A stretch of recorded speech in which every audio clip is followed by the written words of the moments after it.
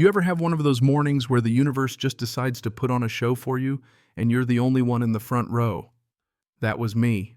Coffee half drunk, still in my flannel, when I heard a scream so sharp it bounced off the canyon walls. And there came Bolt, my alpaca.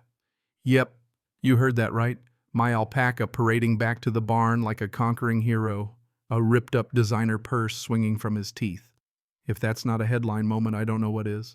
Right behind him comes Spitfire, my other woolly bodyguard, streaked with what I later realized was somebody's expensive mascara.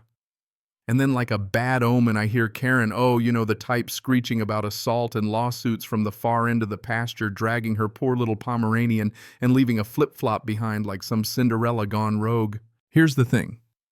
Out here, justice doesn't wear a badge. It's covered in hay, smells like lanolin, and apparently has a taste for luxury handbags. But you gotta understand, this didn't start with alpaca mayhem. It started, as most of my problems do, with a pair of scissors. See, when I first bought this spread of land miles away from everything but clouds and trouble, I built my own fences, raised a couple animals, thought I'd found a little slice of peace. My neighbors were quiet, old-school folks. That was until Karen and Doug rolled in here with a smile so forced it could crack glass in, with that 1,000-yard suburban stare, plus a yappy dog named Princess. Her house sits up on the ridge, white and sparkling like some weird shrine to overwatering and HOA newsletters. First time she ever spoke to me, she demanded, didn't ask, demanded I do something about the smell of my compost pile. I tried to keep it friendly. You know, that just getting used to country life speech. Didn't work. She moved straight to complaining about my rooster, my tractor, my laundry line. The way she glared at my barn, you'd think she'd found a crime scene. But the real drama hit one blue sky morning. I spotted a slice cut clean through the back fence. Thought maybe a coyote did it till I checked the barn cam. There she was, plain as day, in yoga pants and a sun hat, snipping her own private entrance right through my fence, little Princess prancing behind her. She even waved at the camera like she thought she was the star of some show. That night I threw up a wooden barricade, knowing full well it was like putting a Band-Aid on a bullet wound. What Karen didn't know was my alpacas aren't just for show. Bolt and Spitfire are trained guardians. If a stranger comes through, they intercept. If you run or holler, well, you're on your own. Next morning, Karen's back. This time she's dressed for a resort, not a ranch. Big glasses, white tracksuit, Crocs that look like they lost a glitter fight. She boots my barricade aside, and before she can even shout at my animals, Bolt locks eyes with her. I swear I could hear his brain go, game on. She yells at him. Bolt charges not a sprint, but that fast walk that says, try me. Karen panics, face plants into wildflowers. Spitfire snags her purse, and Princess runs in confused circles.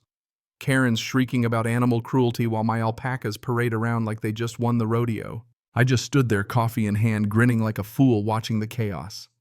She crawled back through the fence mud in her hair, grass stains everywhere, and glared like I'd committed a felony. By sundown, she'd already gone on a Facebook rant about being attacked by wild llamas, but the comments roasted her so hard I almost felt bad. Almost. See, that was just the opening act. Next day, a county truck rolls up. Animal control officer, shades too big for his head, clipboard in hand. He asks if this is the place with the aggressive pharaoh llamas. I almost choked laughing. I explained not llamas, alpacas, and not feral, just well-trained. He says he got a complaint about 2 dangerous animals attacking a neighbor peacefully walking her dog. That was my twist of the day. So I pull up the footage for him, Karen cutting the fence, Bolt doing his thing, Spitfire going full handbag bandit. By the end, the officer's smirking. He mutters about filing a counter-report for false claims. Turns out this isn't Karen's first rodeo. She'd been flagged in her last neighborhood for fake complaints. Still, the officer needed my animals' paperwork, vaccinations, registration, the works. I keep a binder ready. He snapped a photo of Spitfire's ID and laughed. This one's got attitude. Buddy, you don't know the half of it. Later that day, animal control is back, but now for Karen. Turns out Princess isn't licensed, has no shots on file, nothing. The officer politely hands Karen a ticket and requests a check-in.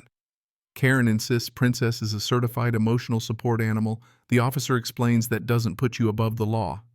You could see the steam coming out her ears. I raise my glass to her from the porch. You ever see someone melt from 50 yards away? It's a sight. But Karen wasn't done. That week, I see her with a contractor blueprint tube in hand, measuring near my fence. Gut feeling told me she's up to something. That night, I emailed the county zoning board. 2 days later, confirmation. Karen filed for a public trail right through my pasture, called it the Community Wellness Project.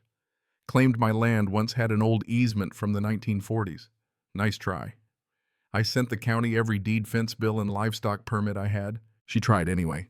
Next weekend, a pickup arrives. Guys with tool belts start laying stakes through the gap she'd cut.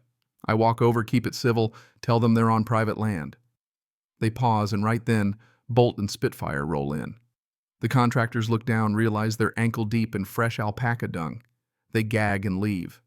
Karen storms over, screaming about sabotage and lawyers. I just point to my no trespassing sign and the barn camera. Night falls. I spot a cheap spy camera duct taped to my irrigation pipe. Karen's digging trenches, running cables. She's gone full surveillance state. I take it down, follow the cord, shake my head. Next day, I mount a projector on my barn and start showing a loop of her trespassing, getting chased, handbag flying, Bolt spitting. It becomes a local event. Folks pull up lawn chairs. Popcorn appears. Karen yanks her camera out in a fury, but by then the whole neighborhood's in on the joke. A few days later, I wake up to the rumble of a gravel truck. Karen's out there in a ranger costume, whistle, clipboard boots, like she's about to lead summer camp. Workers unload gravel across my pasture. I walk over, Bolt trailing. Karen's shouting about community rights of way. I ask for a permit. She waves a printout. It's being processed, which means, of course, it doesn't exist. Bolt takes a step, drops a steaming pile of protest right on the gravel. The workers pack up. Karen melts down. I send new footage and paperwork to the county and the HOA. Earl, the HOA president, calls me. Turns out Karen's not even inside their official boundaries. She's got no power, just a loud mouth and lots of bad ideas. But she's ticked off half the neighborhood by now, demanding matching mailboxes and whatnot. And just when you think she's out of steam, Karen tries a new angle. I find another hidden camera, this one in a fake rock. She's trying to catch Bolt being dangerous. So I put the camera in front of the chicken coop and let Bolt sneeze on it. That night, Karen shows up at my gate in an apron. "Let's bake a truce" written on it, carrying cookies. I'm not an idiot.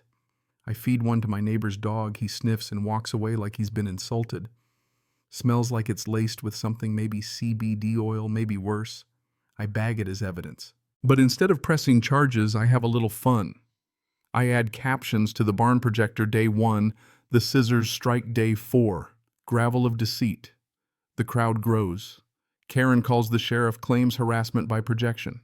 The deputy watches the clip, laughs, and tells her, "Ma'am, you did this to yourself." Her allies vanish. Even Doug starts parking down the street.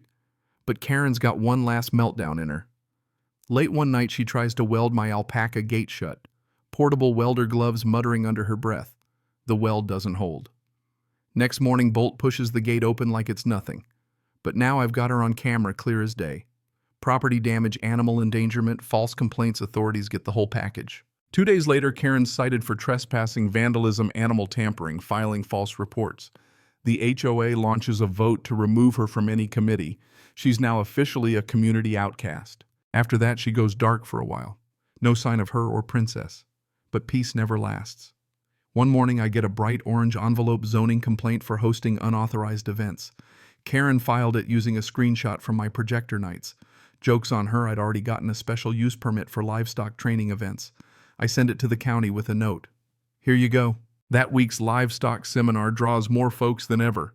Bolt wears a bow tie. Karen yells about noise. Sheriff's on my porch, soda and popcorn in hand, just shaking his head. She files anonymous complaints about animal neglect, running an unlicensed petting zoo, same old song. The officers check it out, leave with fresh eggs and a bag of alpaca wool. This time, the sheriff knocks on Karen's door and hands her a citation for false complaints. You could hear her slam the door halfway down the block. By now, she's lost all power. But she tries one more thing, the sign war. She puts up a giant board, "Beware of vicious animals." I answer with "Private property trespassers will be spit on," complete with a photo of Bolt in mid-spit. Local t-shirt company prints "spit," happens with his face on it, all profits to the animal shelter. Turns out Karen still had a seat on the HOA wellness board. I sent Earl a packet, screenshots, complaint logs, video of the gate welding. By sundown, she's voted off, her only power gone. To celebrate, I hosted my buddy Jack's wedding out by the old sycamore.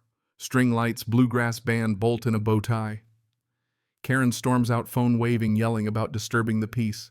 Sheriff just says, "Enjoy the cake or go home." She chooses the latter. The party goes on. A few days later, a reporter calls the story's gone viral. Karen's fence-cutting bolts revenge her meltdowns. I agree to an interview as long as they highlight animal rescue. The anchor laughs, says, "You got it." Suddenly, Karen's house is famous. People drive by to see the fence. She loses it, storms across the yard, screaming that I've ruined her life. I just open the gate. Bolt and Spitfire stare her down. She runs tripping over the sprinkler. Soon after, the HOA votes to ban her from everything: committees, complaints, even anonymous reports. She tries to find a lawyer. Nobody bites. One morning, moving trucks arrive. Doug looks 10 years older, nods at me as he loads a box marked garden tools that I'm pretty sure is just scented candles. Karen keeps her head down. As the truck pulls away, it backs into the same fence she once cut. Bolt and Spitfire walk over one last show of defiance. Karen screams from the SUV. Bolt drops a fresh farewell on the gravel. Spitfire stands tall. That's closure. After that, the quiet finally returns. Neighbors swing by more often. Bolt and Spitfire get little plaques in the barn. Local kids come to learn about animals and, more importantly, about boundaries. If you ask me what I learned from all this, I'd say sometimes justice shows up covered in spit and wool. Karen thought she could bring big city drama to the country and win with noise and threats. But out here, we've got patience, community, and animals who don't take kindly to nonsense. She cut a fence thinking it'd open her world, and all it did was unleash a hurricane of karma. Now, every time I look out over that peaceful field, I remember, out here the story doesn't always go how you think.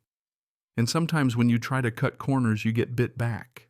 So let me ask you, where do you draw the line between standing your ground and letting things go?